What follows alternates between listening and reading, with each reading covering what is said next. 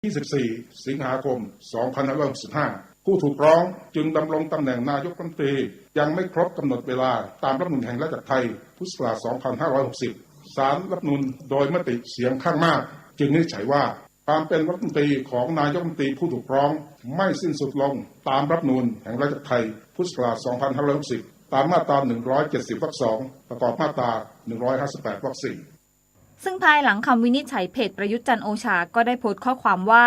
ตนเองเคารพอย่างสูงต่อคำวินิจฉัยของศาลรัฐธรรมนูญและขอขอบคุณพี่น้องประชาชนทุกคนสำหรับกำลังใจและความปรารถนาดีที่มอบให้มาโดยตลอดโดยระยะเวลา1 เดือนที่ผ่านมาถือเป็นโอกาสให้ได้พิจารณาและตระหนักมากขึ้นว่าจะต้องใช้เวลาอันมีค่าในการติดตามและผลักดันโครงการสำคัญต่างๆให้เดินหน้าและเสร็จสมบูรณ์ขณะที่ภาคเอกชนแสดงออกถึงความเชื่อมั่นต่อเศรษฐกิจไทยว่าผลการวินิจฉัยดังกล่าวจะเป็นแรงส่งให้เศรษฐกิจไทยเติบโตได้ตามเป้าที่วางเอาไว้นายสนั่น อังอุบลกุลประธานกรรมการหอการค้าไทยและสภาหอการค้าแห่งประเทศไทยระบุว่าผลการตัดสินดังกล่าวจะเป็นแรงส่งต่อความเชื่อมั่นของภาคธุรกิจทั้งของชาวไทยและนักลงทุนต่างชาติได้โดยเชื่อมั่นว่าเศรษฐกิจของประเทศจะเติบโตได้ไม่ต่ำกว่า3%ในปีนี้เดินหน้าไปคิดว่าคงไม่มีอะไรที่สะดุดนะครับเนื่องจากว่าไตรมาสที่ 4เศรษฐกิจทุกอย่างในประเทศไทยเนี่ยก็มีแนวโน้มที่ดีนะครับแล้วก็เศรษฐกิจน่าจะค่อยๆฟื้นฟูดีขึ้นนะครับขณะเดียวกันเราก็ยังเชื่อว่าการเติบโตของ GDP ทั้งปีเนี่ยคงจะไม่ต่ำกว่า 3% นะครับเนื่องจากว่าการท่องเที่ยวก็คงจะมีความเชื่อมั่นนะครับว่าการเมืองของเราน่าจะนิ่งขณะเดียวกันผมว่าคนต่างชาติก็คอยดูนะครับว่าการประชุมเอเปกของเราจะมีนายกรัฐมนตรียังไงบ้างตอนนี้ก็มีความชัดเจนนะก็คิดว่าในส่วนนี้ก็คงจะไปได้แม้สถานการณ์ทางการเมืองจะกลับเข้าสู่ภาวะปกติแต่ยังมีปัญหาที่ต้องเร่งแก้ไขอยู่อีกมากทั้งปัญหาการเมืองนอกสภาการดูแลของประชาชนตลอดจนการเตรียมตัวเป็นเจ้าภาพการจัดประชุมใหญ่ครั้งสำคัญอย่างเอเปกโจทย์ของการบริหารที่ต้องสร้างความเข้าใจและสร้างความสามัคคีให้เกิดขึ้นกับสังคมจึงยังเป็นอีกหนึ่งหัวข้อสำคัญที่รัฐบาลต้องเดินหน้าอย่างต่อเนื่องนันนภแสนตุ้มรายงานนายกรัฐมนตรีสั่งการหน่วยทหารเข้าให้ความช่วยเหลือประชาชนที่ได้รับผลกระทบจากพายุโนรูในพื้นที่จังหวัดอุบลราชธานีพลเอกประยุทธ์จันทร์โอชานายกรัฐมนตรีและรัฐมนตรีว่าการกระทรวงกลาโหมได้สั่งการให้ทุกเหล่าทัพให้ความช่วยเหลือประชาชนในพื้นที่ที่ได้รับผลกระทบจากพายุโนรูโดยให้ใช้ศักยภาพที่มีอยู่อย่างเต็มที่พร้อมทั้งบูรณาการความร่วมมือกับส่วนราชการต่างๆในการช่วยเหลือประชาชนไปจนกว่าสถานการณ์จะคลี่คลายทั้งนี้ขอให้ทุกเหล่าทัพและส่วนราชการต่างๆเข้าให้ความช่วยเหลือประชาชนในพื้นที่ตำบลคำขวางอำเภอวารินชำราบจังหวัดอุบลราชธานีโดยได้นำอากาศยานจากกรมแผนที่ทหารทำการบินสนับสนุนภารกิจของศูนย์บรรเทาสาธารณภัยหน่วยพัฒนาการเคลื่อนที่ 56 โดยบัญชาการทหารพัฒนาเพื่อนำถุงยังชีพไปแจกจ่ายบรรเทาความเดือดร้อนให้แก่ประชาชนที่ไม่สามารถเดินทางออกจากที่อยู่อาศัยได้ทั้งนี้ภารกิจในการดูแลช่วยเหลือประชาชนให้มีความปลอดภัยคือหัวใจสำคัญของกองทัพขอให้มั่นใจว่าไม่ว่าจะเกิดภัยที่ใดกองทัพพร้อมเคียงข้างให้ความช่วยเหลือด้วยความรวดเร็วเพื่อบรรเทาความเดือดร้อนและเป็นที่พึ่งให้แก่พี่น้องประชาชนในทุกโอกาสประชตะสุภชัยรายงานรัฐบาลเร่งผลักดันโมเดลเศรษฐกิจ BCG โมเดลสร้างรากฐานภาคธุรกิจไทยยุคใหม่ใส่ใจสิ่งแวดล้อมการสร้างผลกระทบต่อสิ่งแวดล้อมให้น้อยที่สุดกำลังกลายเป็นหัวใจสำคัญในการดำเนินธุรกิจของหลายประเทศทั่วโลกการตั้งกฎกติกาใหม่ๆของระเบียบการค้าโลกจะมีการหยิบยกประเด็นเรื่องของผลกระทบต่อสิ่งแวดล้อมเข้ามามีส่วนสำคัญในการตัดสินใจ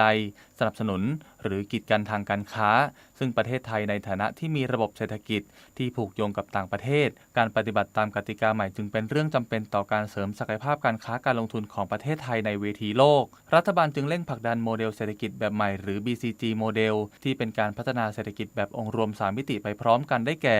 B ย่อมาจาก Bio Economy คือระบบเศรษฐกิจชีวภาพซึ่งมุ่งเน้นการใช้ทรัพยากรชีวภาพอย่างคุ้มค่า C ย่อมาจาก Circular Economy คื คือระบบเศรษฐกิจหมุนเวียนที่คำนึงถึงการนำวัสดุต่างๆกลับมาใช้ประโยชน์ให้ได้มากที่สุดและ G ย่อมาจาก Green Economy คือระบบเศรษฐกิจสีเขียวซึ่งมุ่งแก้ไขปัญหามลพิษเพื่อลดผลกระทบต่อโลกอย่างยั่งยืนเพื่อสร้างพื้นฐานระบบเศรษฐกิจไทยในเวทีการค้าโลกยุคใหม่โดยนายธีรยุทธ์วานิชชังผู้ช่วยรัฐมนตรีว่าการกระทรวงอุตสาหกรรมกล่าวว่าปัจจุบันทิศทางการพัฒนาอุตสาหกรรมไทยได้ปรับเปลี่ยนรูปแบบการประกอบกิจการตามแนวคิดโมเดลเศรษฐกิจใหม่หรือ BCG โมเดลผ่านการปรับโครงสร้างจากอุตสาหกรรมที่ใช้แรงงานและเทคโนโลยีเพื่อการผลิตสู่อุตสาหกรรม 4.0 ซึ่งกระทรวงอุตสาหกรรมได้กำหนดแนวทางการพัฒนาอุตสาหกรรมไทยใน 6 ด้านหลักประกอบด้วยการส่งเสริมเกษตรอุตสาหกรรมอัจฉริยะการพัฒนาอุตสาหกรรมเป้าหมายที่มีศักยภาพสูงการพัฒนาผู้ประกอบการและภาคการผลิตไปสู่อุตสาหกรรม 4.0 การพัฒนาอุตสาหกรรมอย่างยั่งยืนและเมืองอุตสาหกรรมเชิงนิเวศการพัฒนาอุตสาหกรรมในมิติพื้นที่และการยกระดับการให้บริการด้วยเทคนิคระยะสั้นรวมถึงการพัฒนาปัจจัยสนับสนุนการพัฒนาอุตสาหกรรมเพื่อปรับเปลี่ยนรูปแบบการประกอบกิจกรรมอุตสาหกรรมของประเทศให้มีการพัฒนาที่ยั่งยืนและเป็นมิตรกับสิ่งแวดล้อมตามแนวคิดเศรษฐกิจโมเดลใหม่ BCG Economy Model ปรับโครงสร้างอุตสาหกรรมจากอุตสาหกรรมที่ใช้แรงงานและเทคโนโลยีอย่างง่ายๆเพื่อการผลิตไปสู่การเป็นอุตสาหกรรม 4.0 ที่ขับเคลื่อนอุตสาหกรรมด้วยองค์ความรู้และเทคโนโลยีชั้นสูงการส่งเสริมและสนับสนุนให้ภาคอุตสาหกรรมลดการปล่อยก๊าซเรือนกระจกโดยนำหลัก BCG โมเดลมาประยุกต์ใช้ในองค์กรรวมทั้งจัดตั้งสถาบันการเปลี่ยนแปลงสภาพภูมิอากาศรวมกับองค์การบริหารจัดการก๊าซเรือนกระจกองค์การมหาชนในการพัฒนาแพลตฟอร์ม Thailand Carbon Credit Exchange Platform ที่เป็นแพลตฟอร์มหลักของไทยสำหรับซื้อขายหรือแลกเปลี่ยนคาร์บอนเครดิตพร้อมทั้งมีการจัดตั้ง RE 100 Thailand Club เพื่อขับเคลื่อนให้ภาคอุตสาหกรรมไทยก้าวสู่ประเทศที่ใช้พลังงานหมุนเวียนทดแทนพลังงานเดิมที่ก่อให้เกิดมลภาวะกับโลกจะเป็นจุดเปลี่ยนสำคัญในการเตรียมพร้อมให้ภาคธุรกิจไทยมีการปรับตัวและเพิ่มโอกาสทางการแข่งขันในตลาดโลกยุคใหม่ใส่ใจสิ่งแวดล้อมเป็นหลักสุวิพัฒน์ไทยเขียวรายงานรัฐมนตรีว่าการกระทรวงทรัพยากรธรรมชาติและสิ่งแวดล้อมระบุการสร้างความเข้าใจ Climate Change and Tourism ยกระดับการแก้ไขปัญหาภูมิอากาศเพื่อให้ประเทศไทยบรรลุเป้าหมายความเป็นกลางทางคาร์บอนนายวราวุฒิศิลปะอาชารัฐมนตรีว่าการกระทรวงทรัพยากรธรรมชาติและสิ่งแวดล้อมกล่าวปาฐกถาพิเศษยุทธศาสตร์สู่การเป็นกลางทางคาร์บอนของประเทศไทยการยกระดับการแก้ไขปัญหาภูมิอากาศอย่างเต็มที่ด้วยทุกวิถีทางเพื่อให้ประเทศไทยบรรลุเป้าหมายความเป็นกลางทางคาร์บอนรวมถึงบรรลุเป้าหมายการปล่อยก๊าซเรือนกระจกสุทธิเป็นศูนย์เพื่อการขับเคลื่อนประเทศไทยให้ไปข้างหน้าอย่างยั่งยืนในทุกๆมิติมุ่งหวังให้ประเทศไทยพลิกวิกฤตให้เป็นโอกาสผ่านเศรษฐกิจสีเขียวลดความเสี่ยงจากวิกฤตความไม่แน่นอนความซับซ้อนที่มากขึ้นของโลกโดยมีองค์กรเอกชนภาคการท่องเที่ยวทั่วประเทศเข้าร่วมรับฟังณโรงแรม The Rivery by กตธานีจังหวัดเชียงรายโดยรัฐมนตรีว่าการกระทรวงทรัพยากรธรรมชาติและสิ่งแวดล้อมระบุว่าเป้าหมายของประเทศไทยตั้งไว้ปีคริสต์ศักราช 2065 จะเป็นคาร์บอนนิวทรัลิตี้และในปีคริสต์ศักราช 2090 จะเป็นการปล่อยก๊าซเรือนกระจกสุทธิเป็นศูนย์รัฐมนตรีว่าการกระทรวงทรัพยากรธรรมชาติและสิ่งแวดล้อมกล่าวอีกว่าการเดินหน้ากอบกู้เศรษฐกิจของประเทศไทยจากนี้ไปต้องคิดถึงความยั่งยืนที่เป็นมิตรกับสิ่งแวดล้อมวันนี้รัฐบาลและทั่วโลกได้มีแนวคิด BCG เศรษฐกิจชีวภาพหรือเศรษฐกิจหมุนเวียนและเศรษฐกิจสีเขียวเป็นการทำงานควบคู่กันไปที่ต่อยอดจากแนวคิดปรัชญาเศรษฐกิจพอเพียงทั้งนี้เพื่อกระตุ้นและประชาสัมพันธ์ให้ผู้ประกอบการด้านการท่องเที่ยวได้ตระหนักรู้ถึงปัญหาเรื่องการเปลี่ยนแปลงของสภาพอากาศหรือ Climate Change ในปัจจุบันและความท้าทายที่จะเกิดขึ้นในอนาคตต่อไปวันนี้มูลนิธิแพทย์อาสาสมเด็จพระศรีนครินทราบรมราชชนนีหรือพอสวจะออกให้บริการประชาชนในพื้นที่จังหวัดปัตตานีที่หมู่ 2 วัดสารวันตำบลไซทองอำเภอไม้แก่นจังหวัดสุโขทัยที่โรงเรียนสุโขทัยวิทยาคมตำบลบ้านกล้วยอำเภอเมืองจึงขอเชิญชวนประชาชนในพื้นที่ดังกล่าวไปรับบริการโดยไม่เสียค่าใช้จ่ายใดๆพูดคุยกับศาสตราจารย์พิเศษดร.อเนกเหล่าธรรมทัศน์รัฐมนตรีว่าการกระทรวงการอุดมศึกษาวิทยาศาสตร์วิจัยและนวัตกรรมในประเด็นปฏิรูปอุดมศึกษาเพื่อทันโลกพร้อมตอบคำถามทุกข้อสงสัยในรายการ คุยเรื่องบ้านคุยเรื่องเมืองคุยทุกเรื่องกับรัฐมนตรีติดตามกันแบบสดๆวันนี้ตั้งแต่เวลา 8:05 น.ถึง 9:00 น.ทาง FM 92.5 เมกะเฮิรตซ์และเครือข่ายสถานีวิทยุกระจายเสียงแห่งประเทศไทยรวมทั้งรับชมออนไลน์ที่ Facebook Radio Thailand Live ร่วมฝากคำถามได้ที่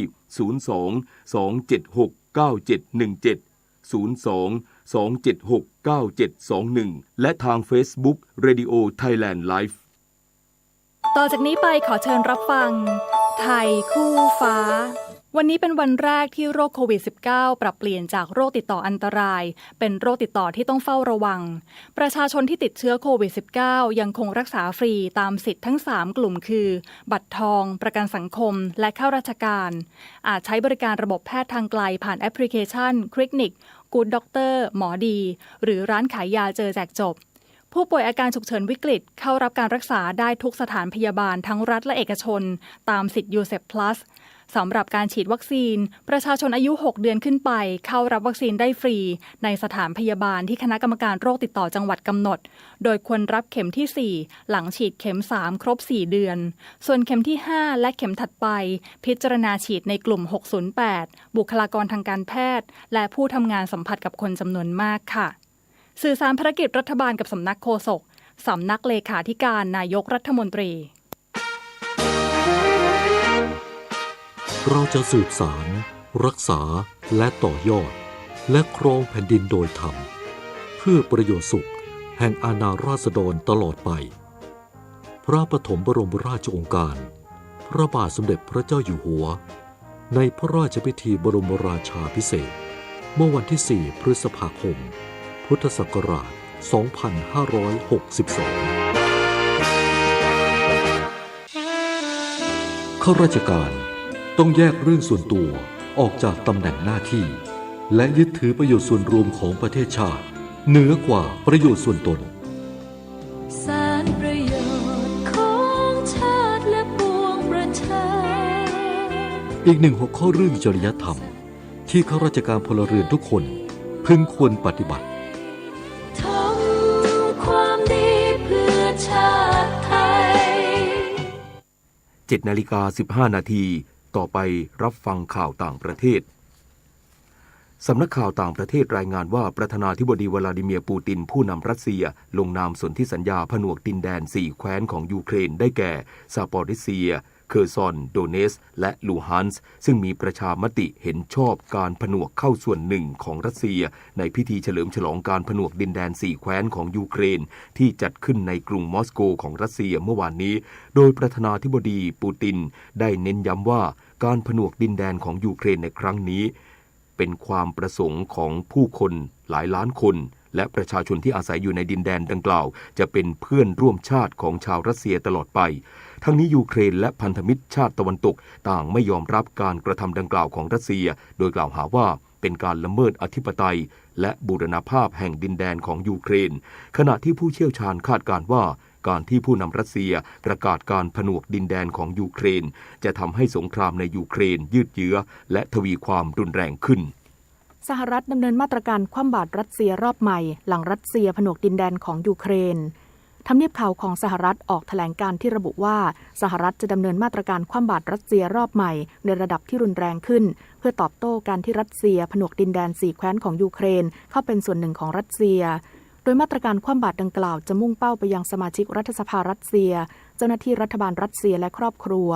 รวมทั้งบรรดาภาคอุตสาหกรรมและประเทศต่างๆที่สนับสนุนกองทัพรัสเซียด้านประธานาธิบดีโจไบเดนผู้นำสหรัฐประนามการที่รัสเซียประกาศผนวกดินแดนของยูเครนพร้อมเน้นย้ำว่ารัสเซียกำลังละเมิดกฎหมายระหว่างประเทศเหยียบย่ำกฎบัตรขององค์การสหประชาชาติและแสดงให้เห็นถึงการดูหมิ่นบรรดาประเทศที่รักสงบศูนย์เฮอริเคนแห่งชาติสหรัฐรายงานว่าพายุเฮอริเคนเอียนซึ่งอ่อนกำลังลงกลายเป็นพายุโซนร้อนและหลังพัดเข้าถล่มรัฐฟลอริดาของสหรัฐได้ทวีกำลังแรงขึ้นเป็นเฮอริเคนระดับ1อีกครั้งขณะเคลื่อนตัวในมหาสมุทรแอตแลนติกและกำลังมุ่งหน้าสู่รัฐเซาท์แคโรไลนาและรัฐนอร์ทแคโรไลนาต่อไปรับฟังข่าวกีฬาค่ะผลฟุตบอลบุนเดสลีกาเยอรมนีนัดคืนวันศุกร์เสือใต้บาเยิร์นมิวนิกแชมป์เก่าชนะไบเออร์เลเวอร์คูเซ่น 4-0 ฟุตบอลลาลิก้าสเปนแอตเลติกบิลเบาชนะอัลเมเรีย 4-0 เช่นกันต่อกันที่กอล์ฟหญิง LPGA ทัวร์รายการ The Ascendant LPGA Benefiting Volunteer of America ที่รัฐเท็กซัสโปรจีนอัธยาธิติกุลมือ3ของโลกทำผลงานวันที่ 2-4 เบอร์ดี้ 1 อีเกิลพลาดเสียดับเบิลในหลุมที่ 9 ยังอยู่ที่อันดับ 2 สกอร์ 9 อันเดอร์พาร์เท่ากับซี่หยูหลินจากจีนโดยผู้นำเปลี่ยนเป็นชาลีฮันโปรอังกฤษที่ทำวันเดียว 7 อันเดอร์สกอร์รวม 2 วัน 11 อันเดอร์พาร์ขณะที่โปรโมโมริยาจุธนุการอันดับ 5 สกอร์ 7 อันเดอร์พาร์เหลือการแข่งขันอีก 2 วันขณะที่เว็บไซต์ของ LPGA ทัวร์รายงานว่าโปรจีนอัธยาธิติกุลถ้าคว้าแชมป์ในสัปดาห์นี้ได้จะขึ้นเป็นมือหนึ่งของโลกเนื่องจากโคจินยองมือสูงสุดชาวเกาหลีใต้เว้นช่วงการแข่งขันมานานเพราะกำลังรักษาอาการบาดเจ็บจักรยานยนต์ทางเรียบชิงแชมป์โลก MotoGP สนามที่ 17 OR Thailand กลางปีที่สนามช้างอินเตอร์เนชั่นแนลเซอร์กิตจังหวัดบุรีรัมย์เปิดฉากแล้วซึ่งฝ่ายจัดการแข่งขันจัดให้มีจันทราสแตนเป็นครั้งแรกในประวัติศาสตร์ที่มีสแตนเชียร์ของนักกีฬาไทยในการแข่งขันระดับเวิลด์กลางปีขณะที่นายพิพัฒน์รัชกิจประการรัฐมนตรีว่าการกระทรวงการท่องเที่ยวและกีฬาเชื่อว่าสุดสัปดาห์นี้จะมีชาวไทยและชาวต่างชาติหลายแสนชีวิตเดินทางมาเยือนเป็นไปตามนโยบายรัฐบาลที่ใช้อีเวนต์กีฬาระดับโลกมาดึงดูดนักท่องเที่ยวและกระตุ้นเศรษฐกิจของชาติคาดว่าจะมีเงินสะพัดไม่ต่ำกว่า 4,000 ล้านบาทสำหรับผลการซ้อมในรุ่น Moto2 ก้องสมเกียรติจันทรายอดนักบิดชาวไทยหมายเลข 35 จากโครงการ Honda Race to the Dream สังกัด Idemitsu Honda Team Asia ทำผลงานเข้าอันดับ 2 ทั้ง 2 รอบโดยจะลงแข่งรอบจัดอันดับในวันนี้ก่อนจะดวลความเร็วในรอบชิงชนะเลิศวันอาทิตย์ที่ 2 ตุลาคมถ่ายทอดสดทาง PPTV SD ช่อง 36 การแข่งขันจักรยานทางไกลทัวร์ออฟอิหร่านรายการเก็บคะแนนสะสมคัดเลือกไปโอลิมปิกเกม 2024 สเตจที่ 2 ระยะทาง 148 กิโลเมตร 10 ตรีธนาคารชยาสมบัติคว้าแชมป์เจ้าภูเขาพร้อมเสื้อลายจุดขณะที่แชมป์สเตจตกเป็นของนักปั่นเยอรมนีจากทีมไบเอทส่วนธนาคารได้อันดับ 19 พิรพลชาวเชียงขวางอันดับ 23 และ 10 โทสราวุธสิริรณชัยอันดับ 24 โดยทำเวลาเท่ากับแชมป์เนื่องจากปั่นเข้ามาเป็นกลุ่มการแข่งขันวอลเลย์บอลหญิงชิงแชมป์โลกเวิลด์แชมเปี้ยนชิพ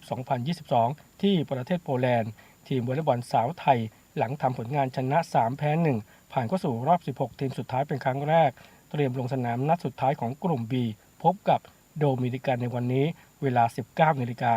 ถ่ายทอดสดทางช่อง Workpoint 23 ซึ่งสถิติการพบกัน 6 นัดหลังสุดทีมสาวไทยยังไม่เคยชนะพงษ์เกษมสมศุขรายงานต่อไปรับฟังพยากรณ์อากาศ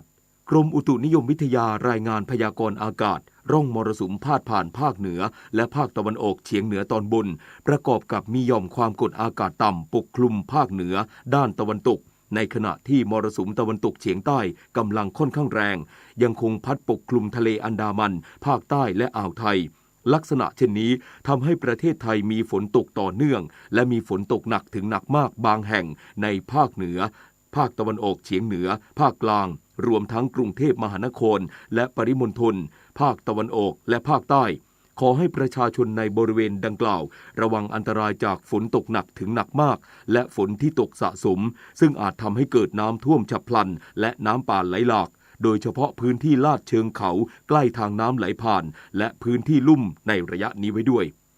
ส่วนคลื่นลมบริเวณทะเลอันดามันและอ่าวไทยมีกำลังค่อนข้างแรงโดยทะเลอันดามันและอ่าวไทยตอนบนทะเลมีคลื่นสูง 2-3 เมตรบริเวณที่มีฝนฟ้าคะนองคลื่นสูงมากกว่า3 เมตรขอให้ชาวเรือเดินเรือด้วยความระมัดระวังและหลีกเลี่ยงการเดินเรือในบริเวณที่มีฝนฟ้าคะนอง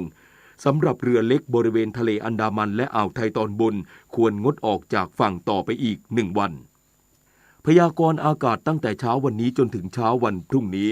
ภาคเหนือมีฝนฟ้าคะนอง180ของพื้นที่กับมีฝนตกหนักบางแห่งบริเวณจังหวัดแม่ฮ่องสอนเชียงใหม่เชียงรายพะเยาน่านลำพูนลำปางอุตรดิตถ์สุโขทัยตากกำแพงเพชรพิษณุโลกและเพชรบูรณ์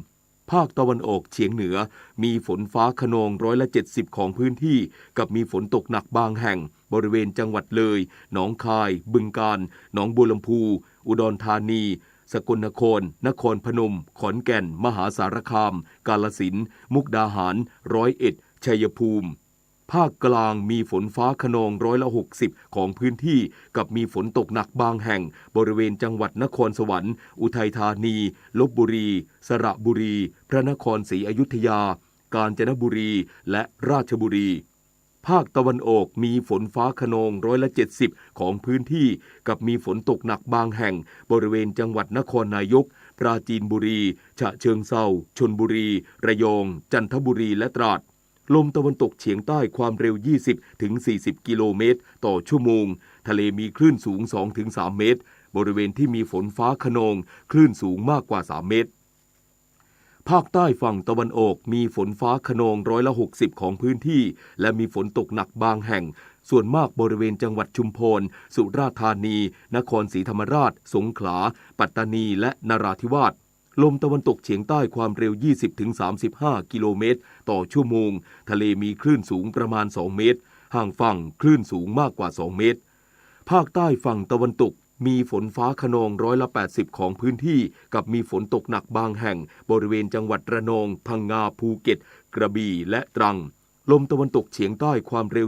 20-40 กิโลเมตรต่อชั่วโมงทะเลมีคลื่นสูง 2-3 เมตรบริเวณที่มีฝนฟ้าคะนองคลื่นสูงมากกว่า 3 เมตรกรุงเทพมหานครและปริมณฑลมีฝนฟ้าคะนอง70%ของพื้นที่กับมีฝนตกหนักบางแห่ง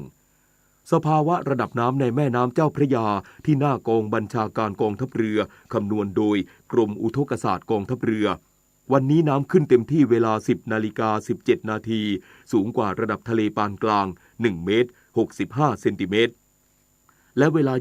20:07 นาทีสูงกว่าระดับทะเลปานกลาง1 เมตร 83 เซนติเมตรน้ำลงเต็มที่เวลา 4:33 นาทีสูงกว่าระดับทะเลปานกลาง45 เซนติเมตรและเวลา 15:46 นาทีสูงกว่าระดับทะเลปานกลาง1 เมตร 21 เซนติเมตรวันนี้ที่ประภาคารกาญจนาภิเษกแหลมพรหมเทพจังหวัดภูเก็ตดวงอาทิตย์ตกเวลา 18:18 นาทีกรุงเทพมหานครดวงอาทิตย์ตกเวลา 18:08 นาที1 นาทีกับกปท.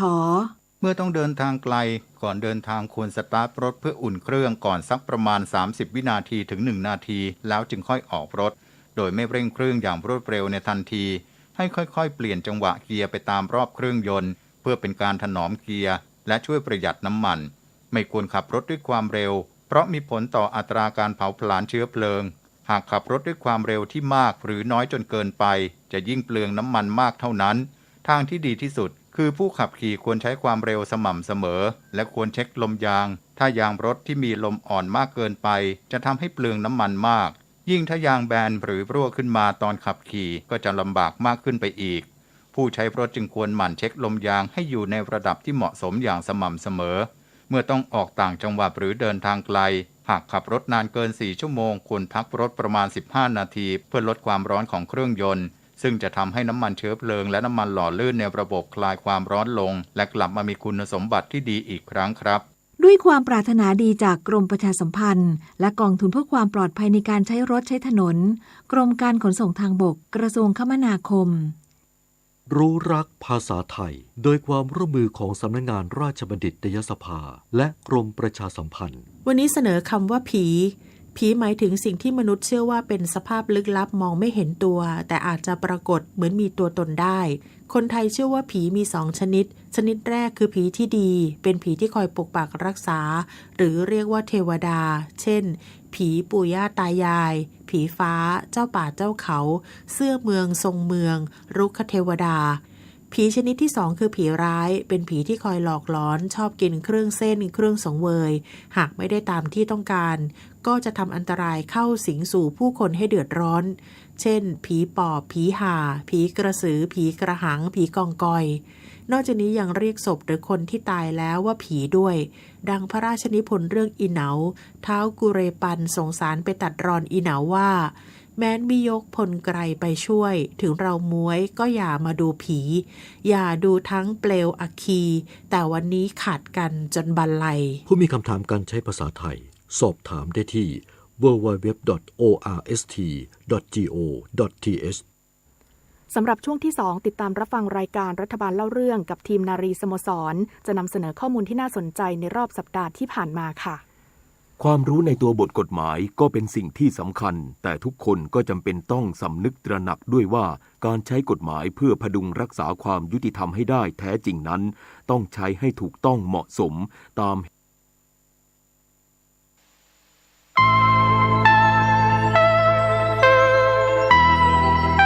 ขอเชิญร่วมทำบุญทอดกฐินและวางศิลาฤกษ์ศาลาการประเรียนณที่พักสงฆ์เหล่ามนทาหมู่ที่ 3 ตำบลดอยหล่ออำเภอดอยหล่อจังหวัดเชียงใหม่วันที่ 12 ตุลาคม 2565 เวลา 13:39 นาทีเนื่องด้วยที่พักสงฆ์เหล่ามนทาได้เริ่มก่อสร้างมาตั้งแต่วันที่ 17 มิถุนายน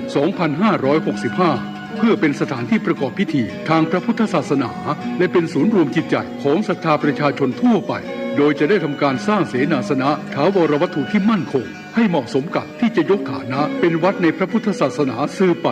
ดังนั้นจึงมีผู้มีจิตศรัทธาร่วมใจกันบริจาคทุนทรัพย์โดยเครือข่ายการเผยแผ่ธรรมะของคณะสงฆ์คลื่นสีขาวทั่วทุกสารทิศตลอดจนศรัทธาประชาชนทั้งหลายทั่วไปทุกคนตั้งกุศลเจตนาในการทอดกฐินสามัคคีและวางศิลาฤกษ์สร้างศาลาการประเรียนหน้าที่พักสงฆ์เหล่ามนทาตามกำหนดการดังนี้วันที่ 5-11 ตุลาคม 2565 เป็นวันตกแต่งดาวเตรียมสถานที่วันที่ 12 ตุลาคม 2565 เป็นวันทอดกฐินและวางศิลาฤกษ์เวลา 8 นาฬิกาถึง 12 นาฬิกาเปิดโอกาสให้ศรัทธาประชาชนทำบุญตามอัธยาศัยและร่วมตอกไม้มงคลตามกุศลเจตนาเวลา 11 นาฬิกาถวายเพลพระสงฆ์และเลี้ยงอาหารประชาชนแบบโรงทานเวลา 12:30 นาทีเริ่มแห่ต้นกฐินสามัคคีแต่ละสายบุญและแห่แผ่นศิลาฤกษ์เวลา 13:30 นาทีประกอบพิธีวางศิลาฤกษ์และทอดกฐิน